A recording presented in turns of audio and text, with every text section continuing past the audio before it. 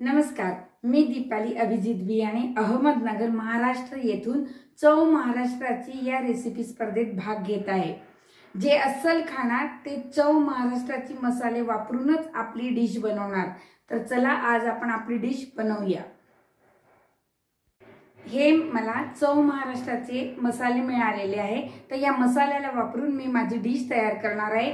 माझी डिश खूपच पारंपरिक म्हणजे माझ्या पणजीने शिकवलेली डिश आहे, जी आजकाल कोणीच बनवत नाही। खूप साधी, खूप सोपी आणि हे मसाले वापरून मी एकदम लज्जतदार अशी डिश बनवत आहे।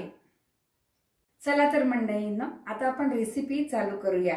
ही जी मी रेसिपी बनवत आहे ही खूपच पारंपरिक रेसिपी आहे आणि याच्यात आपण चव महाराष्ट्राचे गरम मसाला, चव महाराष्ट्राचा बिर्याणी मसाला आणि चव महाराष्ट्राचा पाचक मसाला हे 3 मसाले वापरून आपण ही रेसिपी तयार करत आहोत।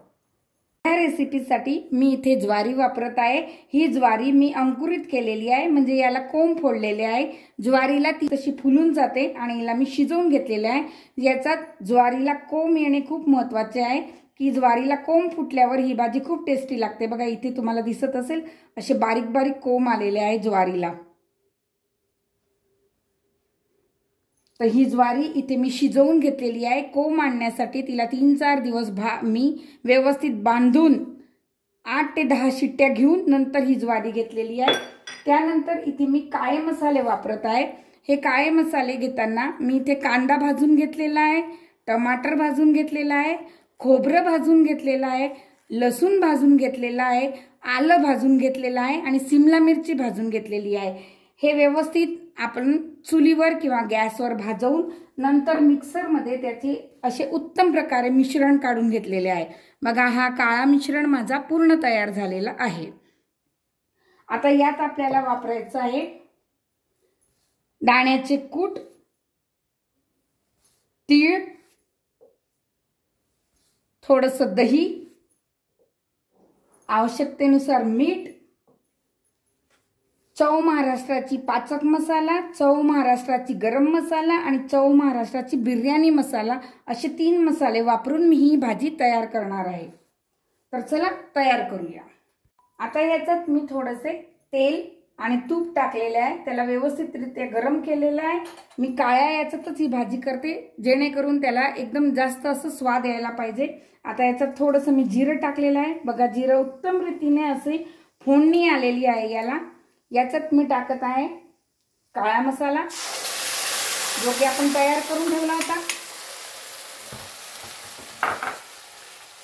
व्यवस्थित असं काळा मसाला मी भाजून घेत आहे। ऑलरेडी हा भाजलेला असतो, फक्त एक उकळी याला फुटू द्यायची असते। आता हा काळा मसाला भाजतोय तोवर याच्यात मी हे ज्वारी टाकते, जी ज्वारी मी इथे बांधून शिजवून आणि मग इथे मी वापर करते। ही ज्वारीची पारंपरिक भाजी माझ्या पणजीने केली होती, खूपच टेस्टी लागते। तर बघा इथे मी ज्वारी टाकत आहे, तीळ टाकत आहे, थोडंसं शेंगदाण्याचे कूट टाकत आहे, दही घेत आहे आणि चवीनुसार मी इथे मीठ वापरत आहे।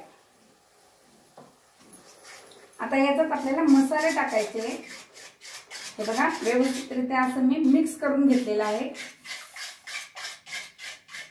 आता याच्यात आपण टाकणार आहे चव महाराष्ट्राची पाचक मसाला, एकदम उत्तम कलर आहे आणि एकदम प्युअर मसाले आहे। त्याच्यानंतर चव महाराष्ट्राची गरम मसाला आणि चव महाराष्ट्राची बिर्याणी मसाला। हो मैत्रिणींनो, बरोबर थोडासा बिर्याणी मसाला, खूप टेस्टी मसाला आहे। तर आपल्या भाजीला चव घेण्यासाठी इथे एवढा चिमूटभर मी गरम मसाला याचा टाकत आहे, बिर्याणी मसाला। तर हे सगळे मसाले टाकून ही आपली भाजी मी तयार करत आहे। खूपच टेस्टी भाजी आपली होणार आहे। हे बघा काळ्या कढईत केल्यामुळे काय सुंदर याला कलर आलेला आहे। बघा एकदम मस्त अशी आपली काळी भाजी तयार झालेली। पारंपरिक ज्वारीची काळी भाजी मी इथे तयार केलेली आहे। ती पौष्टिक आणि खूप सुरेख अशी लागते। हे सगळे चव महाराष्ट्राची मसाले वापरून मी इतकी पारंपरिक भाजी तयार केलेली आहे। आता आपण दुसरी भाजी बघत आहोत। या दोघी भाज्या खूप परंपरागत आहे आणि खूपच अशा सुरेख लागतात। चव महाराष्ट्राची मसाले वापरून आता मी दुसरी भाजी करत आहे। ही दुसरी भाजी सुद्धा या पारंपरिक याच्यातच मोडली जाते। हा फक्त एक काळा प्रकार होता आणि आता मी दुसरा तुम्हाला हिरवा प्रकार दाखवत आहे। दोघी खूप सुरेख आणि उत्तमच लागतात। तर चला बघूया आपण आपली दुसरी भाजी। ही भाजी करताना आता याच्यात आपल्याला ही भाजी करताना मी इथे हरभऱ्याचे जे सुकलेले पानं असतात, हरभरा आल्यानंतर जे फुलं आणि पानं येतात ते हरभऱ्याचे सुकलेले पानं मी इथे घेत आहे। हे बघा सुकलेले पानं, मीठ, चव महाराष्ट्राची हिरवा मसाला आणि चव महाराष्ट्राची 5 मसाला, तसेच थोडंसं बेसनचं पीठ इथे मी केलेलं आहे। इथे हे बेसन मी व्यवस्थित पाण्यात भिजवून ठेवलेलं आहे। तसेच इथे हिरवी मिरचीचं मी थोडंसं पिसून घेतलेली आहे। तर आता आपण तयार करूया आपली ही भाजी। आता मी इथे थोडंसं तेल घेतलेलं आहे। याच्यात थोडे मी जिरे टाकत आहे। जिरे टाकल्यानंतर याच्यात मी थोडेसे आपले हरभऱ्याचे सुका भाजी टाकत आहे। त्याच्यानंतर बेसनाचं पीठ टाकत आहे। याला हटीव भाजी असे म्हणतात। ही पण विस्मृतीत गेलेली भाजी आहे। आता याच्यात मी थोडं पाणी, हळद, 5 मसाला, चव महाराष्ट्राची 5 मसाला आणि चव महाराष्ट्राची हिरवा मसाला मी इथे वापरत आहे। तसेच इथे आलं लसूणची मी पेस्ट वापरत आहे। चवीपुरते मी मीठ वापरत आहे आणि 1 मिनिट याला मी उकळ काढणार आहे। तर आपली ही हटीव भाजी हरभऱ्याच्या पानांपासून तयार झालेली हटीव भाजी, बघा काय सुंदर कलर आलेला आहे। आहा, एकदम लज्जतदार अशी ही पारंपरिक आपली भाजी तयार झालेली आहे। मैत्रिणींनो, इथे उकळ फुटलेली आहे। आपल्या या पारंपरिक भाजीला खूपच चवीदार आणि खूप टेस्टी अशी याला रंगत फुटलेली आहे आणि त्यातल्या त्यात चव महाराष्ट्राची मसाले वापरून केलेली भाजी तर अतिशय उत्तम अशी तयार झालेली आहे। तर मैत्रिणींनो, चव महाराष्ट्राची मसाले वापरून मी इथे ही पारंपरिक आपली ताट तयार केलेली आहे। तसंच त्या ताटला थोडं एक मॉडिफिकेशन लुक दिलेला आहे।